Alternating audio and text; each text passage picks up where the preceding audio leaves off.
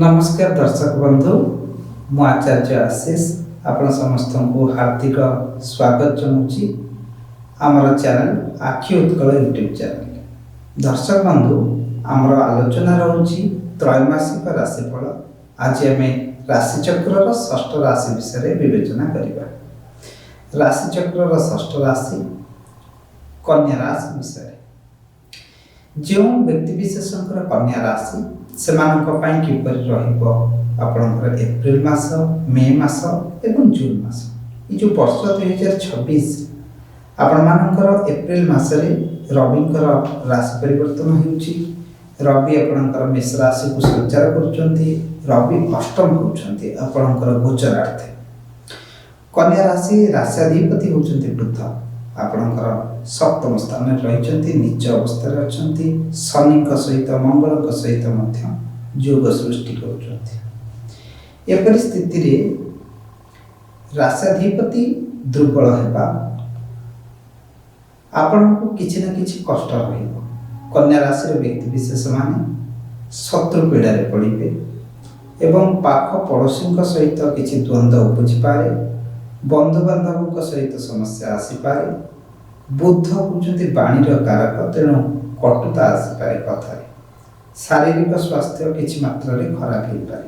तेणु आपणकर खाଇବା पीवा निजर व्यवहार निजर चालीचलन उपर कंट्रोल रखु निश्चित आप शुभफल पाइबे। एबे आपणकर जदि आमे विचार करिबा ग्रह स्थिति को नहीं आपणकर षष्ठ स्थान रे राहु द्वादश स्थान रे केतु विराजमान करछथि। केतु जितेबाला द्वादश को आसी थांती सेतेबाला आपण कोनोसी ना कोनोसी लिटिगेशन भितर को आसी पारंती। कारण एठी कालसर्प दोषर भी प्रभाव किछि मात्रा रही परिबो। कारण आमर जो गोचरार्थ ग्रह स्थिति रहिचंती चंद्र एकमात्र ग्रह जे कि 2.5 दिन रे राशि परिवर्तन करिथांती। किंतु आपणकर ए मास को जदि आमे विचार करिबा आपणकर ठीक एप्रिल मास 15 तारीख पर ये कालसर्प जोगर स्थिति तैयारी होउची जार प्रभाव आपणकर पाखापाखि आपण को 15 ରୁ 20 दिन भली रहिबो। ये स्थिति आपण को जगी रखी रहिबा को पड़िबो। कारण ये जो जोग आसुची कालसर्प दोष आपण को अनेक मात्रा रे प्रभावित करिबो। अजथारे युक्ति तर्क हो पारे। आपणकर सहकर्मी सहित तिक्तता बढ़ी पारे। किछि आपण अप्रियता मध्य सृष्टि हो पारे। अननेसेसरी धन नष्ट हो पारे। खर्च बढ़ी पारे। बेले बेले एलिगेशन कोर्ट कचेरी इत्यादि मामला मध्य आसी पारे। आपण बिना कारण रे थाना को मध्य जाई परंती कोर्ट को जाई परंती किबा किछि मामला आपण नारे रुजु हो पारे। तेणु आपण को प्रथम 15 ରୁ 20 दिन जगी रखी चलिया पाई पड़िबो। निजर कथा उपरे निजर जो नैतिकता उपरे किछि ना किछि प्रभाव नेगेटिव थी पारे। तेणु सब बेले जगी रखी चलतु निजर परिस्थिति को निजे कंट्रोल करिया पाई चेष्टा करंतु। आसतु विद्यार्थी मानक विषय जानिबा जो माने शिक्षा क्षेत्र रे अछंती विद्यार्थी मानक पाई भल रहिछि समय अनुकूल रहिछि। आपण निजर कंसंट्रेशन को ठीक रखंतु। पाठ पढ़ा प्रति आपण रुचि रखंतु। निश्चित भाव में उच्च कोटिर फल आपण को प्राप्त हेबो। आपणकर जदि आमे विवेचना करिबा ग्रह स्थिति को विवेचना करिबा ग्रह स्थिति भल रहिछि विद्यार्थी मानक पाए। एवं आपणकर आयर एवं धनर स्थिति को जदि विवेचना करिबी आयर स्थिति भल रहिछि। आपण ये समय सीमा भितर आपणकर आय ठीक रहिबो। कोनोसी उच्च कोटिर जोग नाही मध्यम धरणर जोग रहिछि। जहाँ आय आपण विगत समय रे करूचंती ठीक सेही भली आपणकर आयर स्थिति रहिबो। एबे जदि हमें आपणकर ग्रह स्थिति को विचार परिसर को नबा जो माने कर्मजीवी महिला अछंती सेमानक पई जदि देखिबी कर्मजीवी महिलांक पई बहुत ही भल अछि। कर्मजीवी महिला माने कर्म क्षेत्र रे उच्च प्रशंसित हेबे। निजर काम को लेकिन प्रशंसा पाइबे एवं आपण को कर्म क्षेत्र रे अनेक गुड़िए सुजोग मध्य सृष्टि हो। कर्मजीवी महिला अत्यंत भल रही। एवं जदि आम आपणकर व्यवसाय वाणिज्य इत्यादि को विचार करवा व्यवसाय कोणरू ये एक शुभ समय एवं आपणकर व्यवसाय रे उन्नति हेबा सहित आपण जेकोसी कार्य करुचंती सेतरे मध्य सफलता पाइबे। किंतु व्यवसायी मानक पई कहिबी अଯଥା तर्क जुक्ति ठारू सब बेले दूरे रहंतु। षष्ठ स्थान रे थिबा राहु तर्क वितर्क आड़ को नहीं पारे, तेणु से प्रति आपण यत्नशील हेले उन्नति प्रगति आपणकर परिलक्षित हेबा। एवं आपण जो माने कर्म क्षेत्र रे अछंती आपणकर कर्मस्थान रे बृहस्पतिकर संचार रही।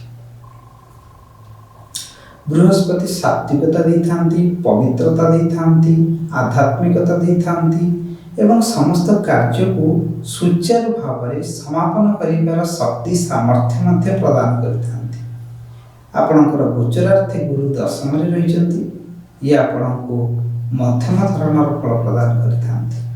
कर्म क्षेत्र ठीक ठाक रहिबो, किंतु आशा करुथिबा ठारू भल रहिबो नाही। जहाँ आपण जतिके आशा करूचंती ठीक सेही भली आपणको फल आपण पाइबे। कर्म क्षेत्र आपणकर जहाँ रहिछि ठीक सेही भली आपणकर परिस्थिति रहिबो। जदि आम ये 3 मास को विचार करिबा आपणकर रविकर संचार अष्टम स्थान रे रहिछि। अष्टम स्थान आपणकर अंधकार स्थान होइଥାଏ। अष्टम स्थान रे रविकर स्थिति शुक्रଙ୍କ सहित रहिबा। आपण कौनसी दूर स्थान को जाई पारंती, निज घर ठारू किछि समय पाई दूर को यात्रा करि पारंती।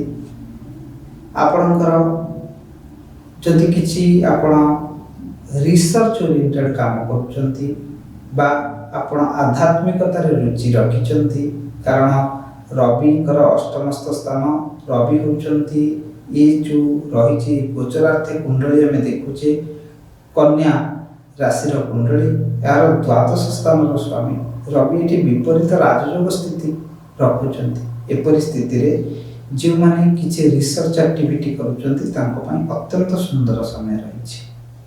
जदि कौन बुक लिखुचंती बा लेखा लेखि आपणकर कौन शौक रही तेबे मध्य आपण लाभान्वित हेबे। आउ जदि आम देखा आपणकर कौन प्लानिंग अच्छी भविष्य में गाड़ी भूमि वाहन सब क्रय करने तेबे मध्य शुभ समय चलुछि। किंतु मंगल एवं बुधंकर स्थिति किछि परिमाण रे समस्या रहिबो। आपणकर जेहेतु ये दुईटी ग्रह गोचरार्थे दुर्बल स्थिति रे अछंती, ये समय सीमा भितर राष्ट्राधिपति दुर्बल हेबा मानसिक कष्ट रहिबो। किछि ना किछि बचसा हो पारे, लड़ी झगड़ा हो पारे, कारण राहु एवं बुध मंगल एमानकर स्थिति किछि मात्रा आपको प्रभावित करि पारे। तेणु आपण एप्रति यत्नशील होगा दरकार। आपण समस्त कार्य को सुचारू रूपे करबा दरकार।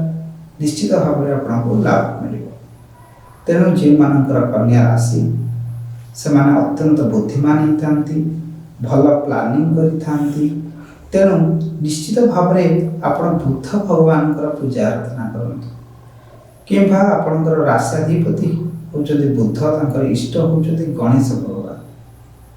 गणेशंकर पूजा आराधना, गणेशंकर पूजा आपणक पई समस्त बाधा विघ्न को दूरीभूत करने सहित सुख समृद्धि प्रदान करेंगे गणेश भगवान।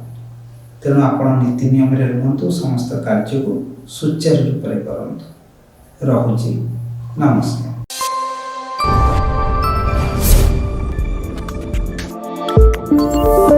आम चैनल लाइक करंतु, सब्सक्राइब करंतु, बेल आइकन रे प्रेस करंतु, शेयर करंतु।